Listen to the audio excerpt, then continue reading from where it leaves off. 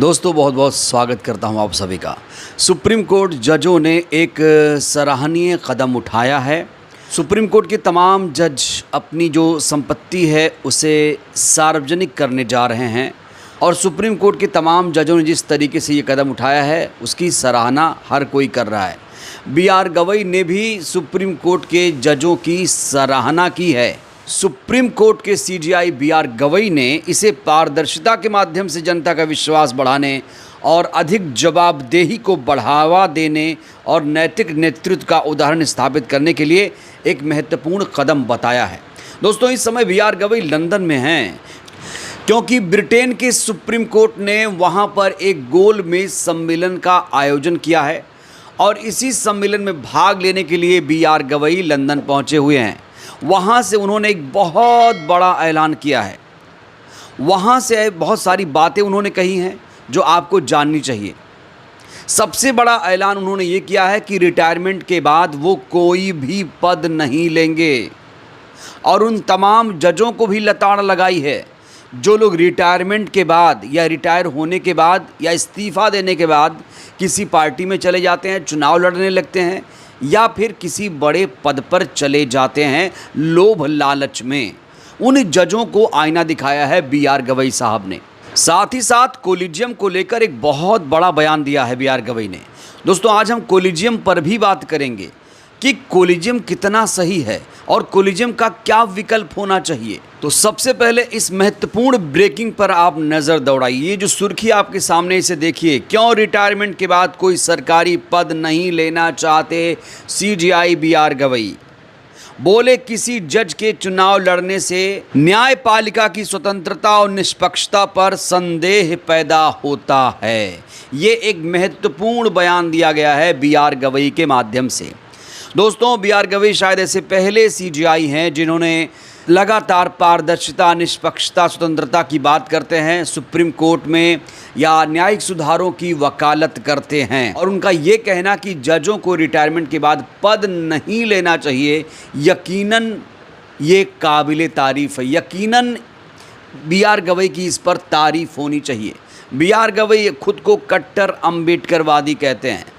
जब उन्होंने सीजेआई पद की शपथ ली थी तब भी उन्होंने ये बात कही थी कि रिटायरमेंट के बाद जजों को किसी पद पर नहीं जाना चाहिए और अब विदेश में जाकर इसी बात को फिर से दोहरा रहे हैं। तो आखिर क्यों, ये बड़ा सवाल है। क्या बी.आर. गवई रिटायरमेंट के बाद कोई पद नहीं लेंगे? ये बड़ा सवाल है क्योंकि दोस्तों ऐसे कई सारे जजेस हैं जो पार्टियों के सत्ता के प्रभाव में आए हैं। तो सबसे पहले आप ये जान लीजिए कि उन तमाम जजों के लिए क्या अपील की है, उन तमाम जजों को किस तरीके से कटघरे में खड़ा किया है सीजेआई बी.आर. गवई ने। सेवानिवृत्ति के बाद न्यायाधीशों की नौकरी स्वीकार करने के बारे में बहस का उल्लेख करते हुए सीजेआई ने कहा है कि यदि कोई न्यायाधीश सेवानिवृत्ति के तुरंत बाद सरकार के साथ कोई अन्य नियुक्ति ले लेता है या चुनाव लड़ने के लिए बेंच से इस्तीफा दे देता है तो ये महत्वपूर्ण नैतिक चिंताएं पैदा करता है और सार्वजनिक जांच को आमंत्रित करता है। गवई ने कहा कि किसी न्यायाधीश द्वारा राजनीतिक पद के लिए चुनाव लड़ने से न्यायपालिका की स्वतंत्रता और निष्पक्षता पर संदेह पैदा होता है क्योंकि इसे हितों के टकराव और सरकार का पक्ष लेने के प्रयास के रूप में देखा जाता है। साफ तौर से बी.आर. गवई ने कह दिया कि जजों को निष्पक्ष होना चाहिए, ना पक्ष ना विपक्ष, निष्पक्ष होना चाहिए। सरकार का पक्ष तो कतई नहीं लेना चाहिए। ये कहते हुए नज़र आ रहे हैं बी.आर. गवई, वो भी लंदन में, वो भी विदेश में जाकर ऐसी बातें कर रहे हैं। इससे पहले उन्होंने जजों की नियुक्ति को लेकर भी इसी गोलमेज सम्मेलन में सवाल खड़े किया था और कहा था कि जज जब फैसला सुनाते हैं तो उन पर एक दबाव होता है, सिस्टम का दबाव होता है, वो दबाव नहीं होना चाहिए। और इसको लेकर सवाल खड़े हुए थे, क्या सीजेआई भी दबाव में आ जाते हैं फैसला लेने के समय? ये बड़ा सवाल है।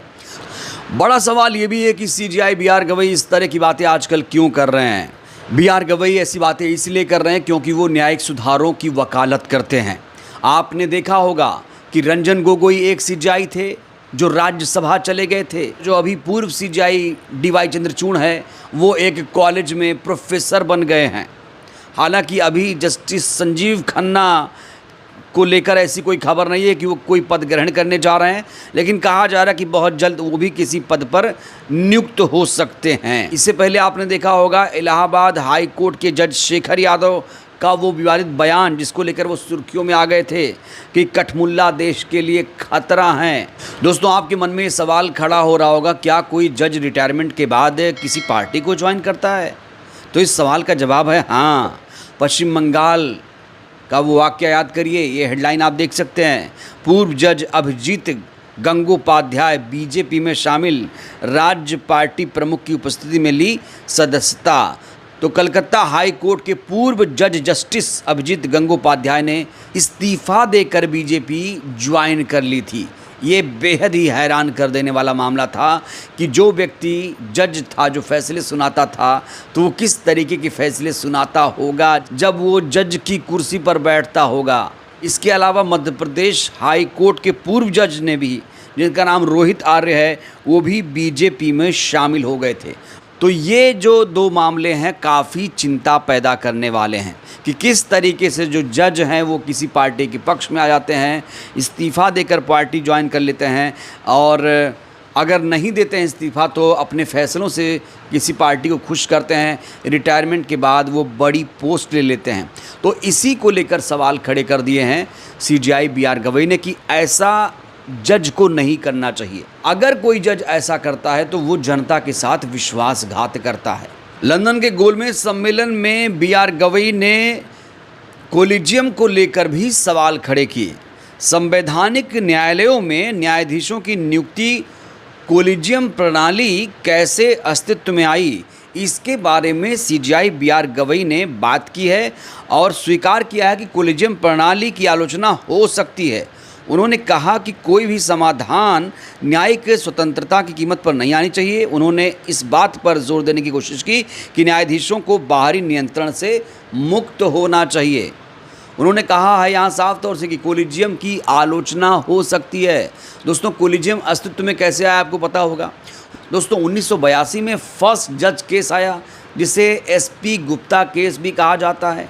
इस केस में सुप्रीम कोर्ट ने फैसला सुनाते हुए कहा था कि CJI की सिफारिश को राष्ट्रपति मानने के लिए बाध्य नहीं होगा। उसके बाद 1993 में एक केस आया, सेकेंड जज केस, जिसमें कहा गया कि CJI के फैसलों को, सुप्रीम कोर्ट के फैसले को राष्ट्रपति मानने के लिए बाध्य होगा। और यही जो सेकेंड जज केस है ना, यही वजह बना कोलिजियम प्रणाली का। हालांकि 1998 में इस कोलिजियम प्रणाली का विस्तार किया गया, क्योंकि 1993 सेकेंड जज केस में कोलिजियम में सिर्फ CJI और 2 सीनियर जजों को इसमें रखा गया था। और 1998 में कोलिजियम का जब विस्तार हुआ तो इसमें CJI प्लस 4 जजों को रखा गया।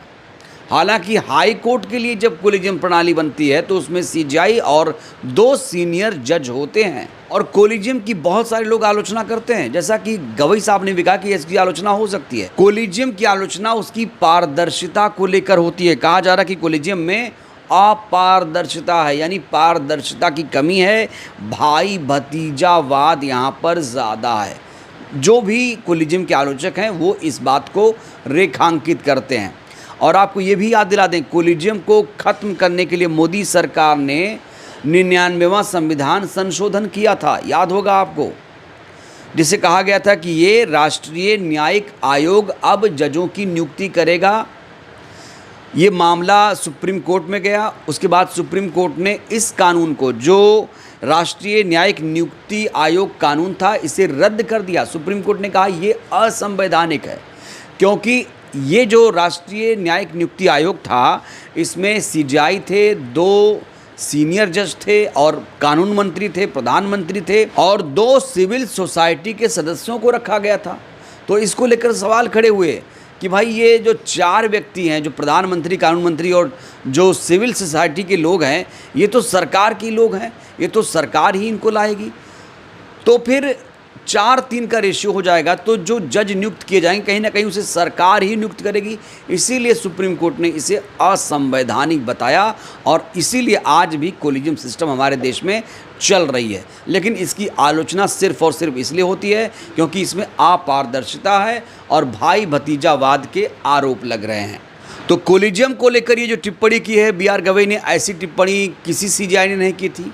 और जिस तरीके से जजों को आईना दिखा रहे हैं, उन जजों को जो चुनाव लड़ते हैं, पार्टी ज्वाइन करते हैं, किसी पद पर चले जाते हैं, उन जजों को कहीं ना कहीं बी आर गवई ने आईना दिखाया है। और जिस तरीके से आजकल वो बात कर रहे हैं, जिस तरीके से फैसले सुना रहे हैं, बी आर गवई की बहुत ज़्यादा चर्चा है, लोगों को उनसे बहुत ज़्यादा उम्मीदें भी हैं। बहरहाल इस वीडियो में इतना ही। कोलिजियम को लेकर आपकी क्या राय है? कोलिजियम को लेकर आप क्या सोचते हैं? और बी आर गवई की टिप्पणी से आप कितने सहमत हैं? प्रतिक्रिया दीजिएगा। बहुत बहुत धन्यवाद।